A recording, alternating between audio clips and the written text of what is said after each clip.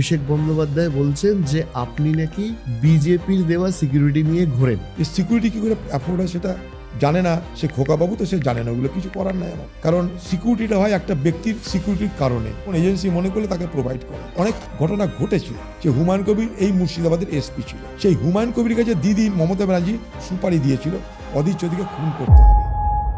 খোকাবাবুর এত সিকিউরিটি কী কারণে পায় সেটা কি জবাব দেওয়া যাবে? মমতার থেকে বড় রাজনৈতিক অপরাধী এ বাংলায় নেই। একজন রাজনৈতিক ব্যক্তি হিসেবে কথা বলছি আমি। আমাদের সমাজকে খতম করে দিচ্ছে, চালাকি ছাড়া, ধাপ্পাবাজি ছাড়া বাংলার মানুষকে কিচ্ছু দেয়নি।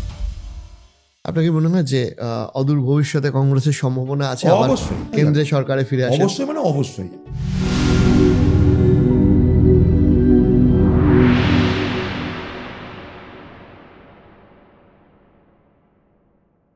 আপনি একটা দীর্ঘদিন কংগ্রেসের রাজনীতি করেছেন। ধরুন আপনার যে জেলায়, সেখানে এখনো একটা, বা আপনাদের এই মালদা, মুর্শিদাবাদ, এই সমস্ত জেলাগুলোয় কংগ্রেসের একটা good number of percentage of vote রয়েছে, ঠিক আছে। কিন্তু কোথাও গিয়ে দেখা যাচ্ছে যে বাইরের বিভিন্ন জেলাতে কংগ্রেসের একটা ক্ষয়িষ্ণু শক্তি। আপনার কি মনে হয় যে এখান থেকে, কারণ কংগ্রেসের আপনি একজন সব থেকে বড় মুখ, সব থেকে পপুলার মুখ, এখান থেকে সার্ভাইভ করার রাস্তা কি? আমরা চেষ্টা করছি, নিশ্চয়ই হবে। দেখুন, আস্তে আস্তে তো মনোটনি আসবে না এই পলিটিক্সে। মমতা ব্যানার্জির প্রতি তো সাধারণ মানুষের মোহমুক্তি ঘটছে। স্বাভাবিকভাবে মমতা ব্যানার্জির প্রতি সাধারণ মানুষের মোহমুক্তি ঘটা মানে কংগ্রেসের সেখানে জায়গা তো হবেই। কংগ্রেস একটা লিবারেল ফোর্স, একটা সেকুলার ফোর্স।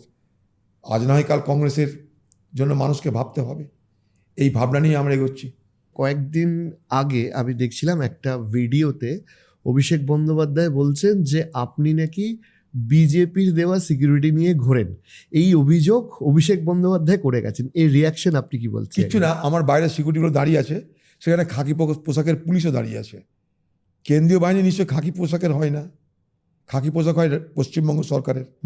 তাহলে আমি অভিষেক বা মমতা ব্যানার্জির কাছেও নিশ্চয়ই সিকিউরিটি চেয়েছি, তাহলে খাকিবালা আসবে কোত্থেকে? খাকিবালা দুটো দাঁড়িয়ে আছে বাইরে, তারা এলো কোত্থেকে? আমি কি চেয়েছি? আর আমি চেয়েছি কি মমতাকে দিয়েছে তার জন্যে? দ্বিতীয় কথা হচ্ছে আমার, যে সিকিউরিটি কী করে অ্যাফোর্ড হয় সেটা জানে না সে, খোকাবাবু তো সে জানে না, ওগুলো কিছু করার নাই আমার। কারণ সিকিউরিটিটা হয় একটা ব্যক্তির সিকিউরিটির কারণে, সেটা তারা কেউ মনে করলে, কোন এজেন্সি মনে করলে তাকে প্রোভাইড করে। সেখানে আমার কি করণীয় আছে? আমি অনেক বড় বড় পদ সামলেছি, হয়তো মনে হতে পারে তাদের যে আমার বিপদ হতে পারে, আমার প্রাণহানি হতে পারে, তার জন্য দিয়েছে। আমার তো প্রাণহানি হবার অনেক ঘটনা ঘটেছে। আমাকে এই বহরমপুর শহরেই আজকে যে হুমায়ুন কবির দমকলে দাঁড়িয়েছে তৃণমূলের প্রার্থী হয়ে, সে হুমায়ুন কবির এই মুর্শিদাবাদের এসপি ছিল। সেই হুমায়ুন কবির কাছে দিদি মমতা ব্যানার্জি সুপারি দিয়েছিল অধীর চৌধুরীকে খুন করতে হবে। হুমায়ুন কবির কী করেছিল? জেলখানায় গিয়ে যত ক্রিমিনাল, যত খুনি, তাদেরকে কন্ট্যাক্ট করতো, জেলখানায় ইন্টারভিউ করতো, তাদের সঙ্গে আলোচনা করতো, অফার দিত, ছাড়া পেয়ে যাবে, একটাই শর্ত, অধীর চৌধুরীকে বাইরে খুন করে দিতে হবে, টাকা পাবে, ছাড়া পাবে।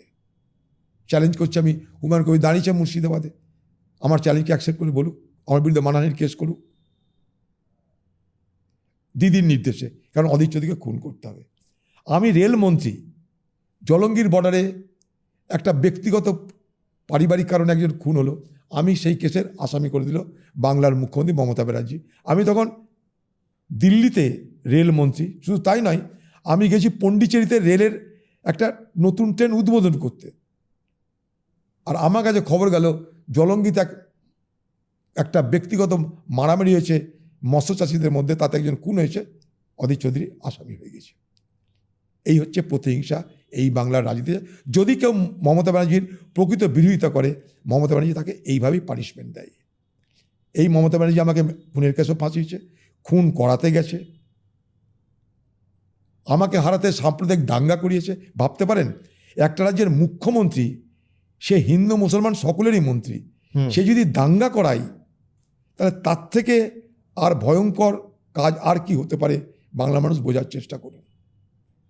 তার জন্য কেন্দ্রীয় সরকার মনে করতে পারে তাদের কোনো গ্রুপ এজেন্সি, গোয়েন্দা বিভাগ। কিন্তু আমি বলবো পশ্চিমবঙ্গ সরকারের যে স্কোয়াড দেয়, তার মধ্যে একটা গাড়ি পশ্চিমবঙ্গ সরকারের, দিদির পয়সায় চলে, কিন্তু দুটো কনস্টেবল দিদির পয়সায় বেতন পায়, তারাও কিন্তু আমাকে পাহারা। রাজ্য সরকারের। আচ্ছা, প্রশ্ন আমার এটা, যে খোকাবাবুর এত সিকিউরিটি কী কারণে পায় সেটা কি জবাব দেওয়া যাবে?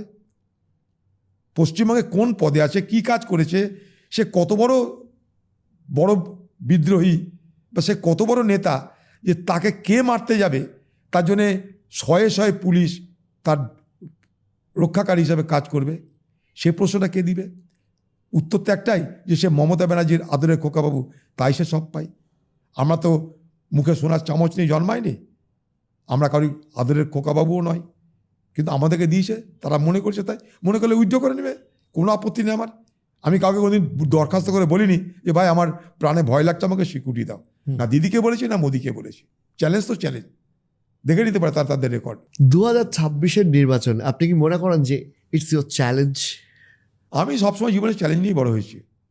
চ্যালেঞ্জ আমি ভালোবাসি, আমি চ্যালেঞ্জ ছাড়া থাকতে পারি না। এইসব মমতা ব্যানার্জির মতো লোকদের বিরুদ্ধে চ্যালেঞ্জ করার মধ্যে আমি গর্ববোধ করি। এদের মুখোশটা খুলে দিতে হবে মানুষের কাছে। এরা অপরাধী, এক একটা রাজনৈতিক অপরাধী।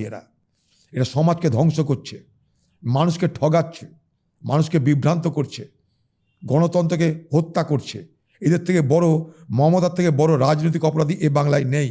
আজকের দিনে দায়িত্ব নিয়ে কথা বলতে পারবি, পরিষ্কার পরিচ্ছন্ন রাজনৈতিক অপরাধী, একজন রাজনৈতিক ব্যক্তি হিসেবে কথা বলছি আমি। রাজনৈতিক অপরাধীর নাম মমতা ব্যানার্জি। আমাদের সমাজকে খতম করে দিচ্ছে, আমাদের সমাজকে সাম্প্রদায়িক দাঙ্গায় দীর্ণ করে দিচ্ছে। চালাকি ছাড়া, ধাপ্পাবাজি ছাড়া বাংলার মানুষকে কিচ্ছু দেয়নি। প্রত্যেকটা এলাকায় আজ সন্ত্রাস আচ্ছন্ন করছে, মানুষের স্বাধীনভাবে কথা বলার অধিকার কেড়ে নেওয়া হচ্ছে। আজকে এখানে ভোট করছিস, এখানে মিউনিসিপ্যালিটিতে কর্মচারী যারা কর্মচারী, কংগ্রেসের আমলের বহু কর্মচারী আছে, আমরা তো চাকরি দিয়েছি মিউনিসিপ্যালিটিতে, তাদের বাইরে এসে বলার ক্ষমতা নেই যে ভাই কংগ্রেসকে ভোটটা দিও। যদি শুনতে পাই সঙ্গে সঙ্গে বেতন বন্ধ, সঙ্গে সঙ্গে চাকরি চলে যাবে ইমিডিয়েট। তাদের প্রত্যেককে তৃণমূলের নেতার হয়ে খাটতে হবে, তাদের প্রত্যেককে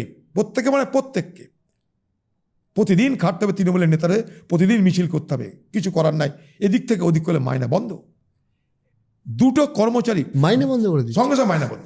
দুটো মিউনিসিপ্যালিটির কর্মচারী শুধুমাত্র কংগ্রেসের পার্টির, তারা ভোট প্রচার করেছিল, মহিলা, তারা দুটো শিক্ষক, ডি ক্যাটাগরির দুটো মহিলা, একজন শিবানী সাহা আর একজন গীতা চৌধুরী, শুধুমাত্র কংগ্রেসের ভোট প্রচার করেছে বলে 2024 সালের পর দুজনের মাইনা বন্ধ। কি তোমরা ডিসিপ্লিন মানোনি? ভালো কথা। হাইকোর্টে যা হলো, হাইকোর্ট বললো মাইনা চালু করো। মিউনিসিপ্যালিটি বলে মাইনা তো চালু করে দিতে হলো বাধ্য হয়ে।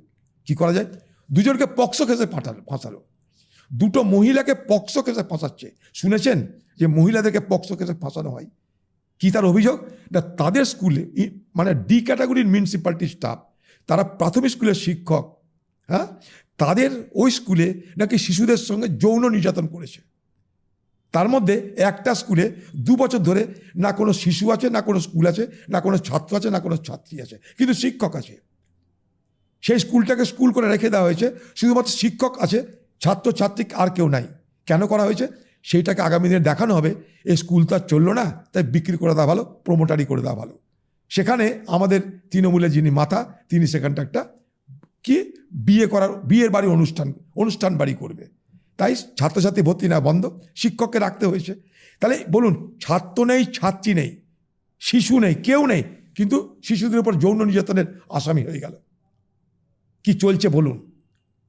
এটা একটা মফস্বল শহরের মিউনিসিপ্যালিটিতে এই জিনিস হয়, সারা বাংলায় এই জিনিসই হচ্ছে। 26-এর ভোটে আপনার এক্সপেকটেশন? আমি ধরুন লড়ি, যখন জেতার জন্য লড়ি, বাকি আমি জানি না। আমি খুব এই প্রশ্নটা মনে নিয়ে এসেছিলাম আপনাকে জিজ্ঞেস করবো বলে, যে বহুবার আপনার মুখে রাহুল গান্ধীর কথা শোনা গেছে। আপনার রাহুল গান্ধীর সাথে কাজের এক্সপিরিয়েন্স নিয়ে একটু যদি শেয়ার করেন, বা অ্যাবাউট রাহুল গান্ধী। রাহুল গান্ধী খুব বড় মাপের মানুষ একটা, এবং প্রচণ্ড শিক্ষিত মানুষ, খুব উদার মনের মানুষ। বাইরে যে দেখেন না, রাহুল গান্ধী তার উল্টো একদম। তার কাছাকাছি গেলে বোঝা যাবে তার মধ্যে কত স্নেহ আছে, মায়া আছে, মমতা আছে, এবং মানবিকতা আছে, তার সঙ্গে আন্তরিকতা আছে।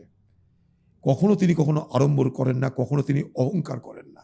একটা মানে সম্পূর্ণভাবে একটা অহংকারী ব্যক্তিত্ব, যে কখনো নিজের জ্ঞান নিয়ে, কখনো নিজের বংশ নিয়ে, নিজের পাণ্ডিত্য নিয়ে, নিজের শিক্ষা নিয়ে, যোগ্যতা নিয়ে কখনো বড়াই করেন না। ডাউন টু আর্থ পার্সোনালিটি, এটুকু বলতে পারি আপনাকে।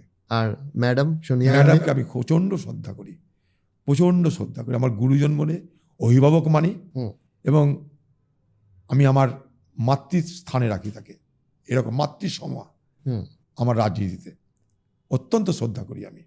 অত্যন্ত স্নেহশীলা তিনি মহিলা, ভাবতে পারেন একটা বিদেশ থেকে এসে হুম আমাদের থেকে বেশি ভারতীয় হতে পারে একটা মহিলা, তার নাম সোনিয়া গান্ধী, আমাদের থেকে বেশি ভারতীয়। আপনার কি মনে হয় যে অদূর ভবিষ্যতে কংগ্রেসের সম্ভাবনা আছে আবার অবশ্যই, কোথায় কেন্দ্রের সরকারে ফিরে আসে? অবশ্যই, মানে অবশ্যই, কিছু করার নাই, অবশ্যই হতে হবে। কারণ মানুষের মানে মানে এটা হয় না যে ডেপ্রিসিয়েশন আছে না, সব কিছু ডেপ্রিসিয়েশন এত আছে এক। দ্বিতীয় কথা হচ্ছে যে বিজেপি পার্টির যে এটা যে গ্ল্যামারটা, মূলত নরেন্দ্র মোদী কেন্দ্রিক গ্ল্যামারে তো বিজেপি পার্টি এখনকার, তার একটা লাইফ স্প্যান আছে কিন্তু, হুম এক। 2 নম্বর, রাহুল গান্ধী কিন্তু ইমার্জিং ফেস এখন ভারতবর্ষে, তার বয়স তার অ্যাডভান্টেজ, ঠিক আছে। ভারতবর্ষ জুড়ে নরেন্দ্র মোদী যে স্বপ্ন দেখিয়েছিল, সেই স্বপ্ন ভঙ্গ মানুষের হতে শুরু করেছে, ঠিক আছে। স্বাভাবিকভাবেই মোহমুক্তি যত হবে, বিকল্প কাকে খুঁজবে? কিছু থাক আর না থাক, ভারতবর্ষের কংগ্রেস পার্টি কাশ্মীর থেকে কন্যাকুমারিকা পর্যন্ত আছে, অরুণাচল থেকে গুজরাট পর্যন্ত আছে, প্রত্যেকটা ব্লকে, প্রত্যেকটা গ্রামে। এর আর কোনো পার্টির নাই। অন্য পার্টির, বিজেপি পার্টির রেজিমেন্টেশন আছে, হয়তো আরএসএস দিয়ে, সাং পরিবার দিয়ে ম্যানেজ করে রেখেছে, কিন্তু কংগ্রেস পার্টির সঙ্গে মানুষ ভলেন্টারিলি আছে, স্পন্টেনিয়াসলি আছে। অতএব আগামী দিনে কংগ্রেসকে আসতেই হবে, মানে হিসাবে তাকে আসতেই হবে। পলিটিক্সের যেটা ডাইনামিক্স, সে পলিটিক্যাল ডাইনামিক্স বলে কংগ্রেস পার্টিকে আগামী দিনে আসতেই হবে।